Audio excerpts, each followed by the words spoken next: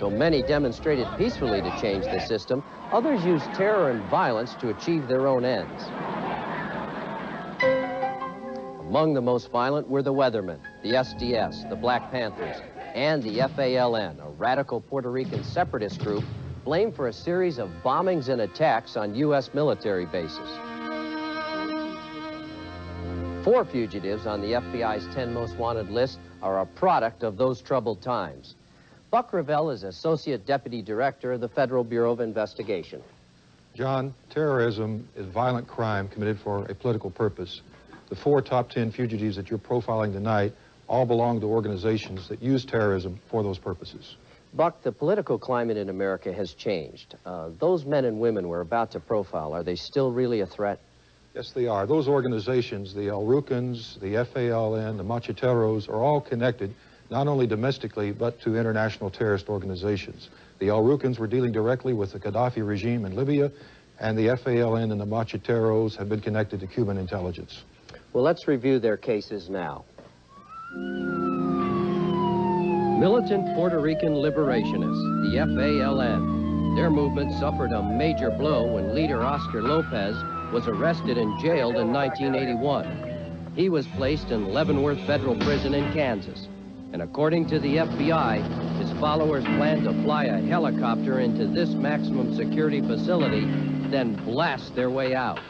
But first, they needed explosives. Baton Rouge, Louisiana, May 5th, 1985.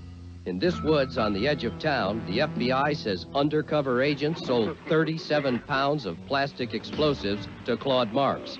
That buy captured in these surveillance photos. The explosives were phony. He was particularly pleased with the military C4 explosives, and he paid cash $5,000 for a case of it.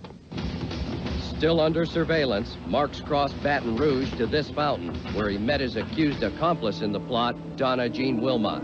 The couple vanished in California a month later. Victor Harena made $4.50 an hour working on Wells Fargo armored cars in West Hartford, Connecticut. But he had his eye on far larger amounts. On September 12, 1983, the FBI says Harena took 2 fellow workers hostage and injected them with an unknown substance to knock them out. The FBI says Harena had been recruited by Los Macheteros, a radical Puerto Rican splinter group. Agents say Harena was helping finance terrorist operations with over $7 million in cash taken from the armored truck depot that day. He committed the second largest armored car robbery in the history of this country. The money was taken down to a foreign country and now is in Cuba, supporting whatever Cuba does in this hemisphere. The group that he did this for has been involved in murders and robberies and explosions and destruction of property. And he is a very, very important person for us to bring to justice. Harena is best recognized by his bright green eyes. He may have traveled to Cuba or Central America. If you're watching by satellite and if you've seen Harena, call your local police. Harena owns wire-rimmed eyeglasses, and friends describe him as being an incredibly tidy person. He has a small scar and a mole on his right shoulder blade. When the FBI cracked the case, 19 people were indicted for their parts in the Wells Fargo robbery. Only Victor Harena is still at large. Claude Daniel Marks may be traveling with his 5-year-old son and working as a chef or short-order cook in California. Marks was born in Argentina. He speaks fluent Spanish and German and once worked as a radio announcer. Donna Jean Wilmot's most noticeable characteristic is a deformed upper lip. Wilmot has been a licensed acupuncturist and practices homeopathic medicine.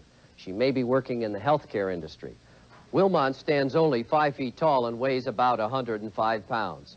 If you've seen any of these 10 most wanted fugitives, call 1-800-CRIME-89. These accused terrorists all have international connections. They could be anywhere in the world. But the footprint of Telstar Satellite 303, which carries our broadcast, extends well beyond North America to the Caribbean, Central America, and the Pacific. Wherever you're watching us, please lend a hand. Stay with us.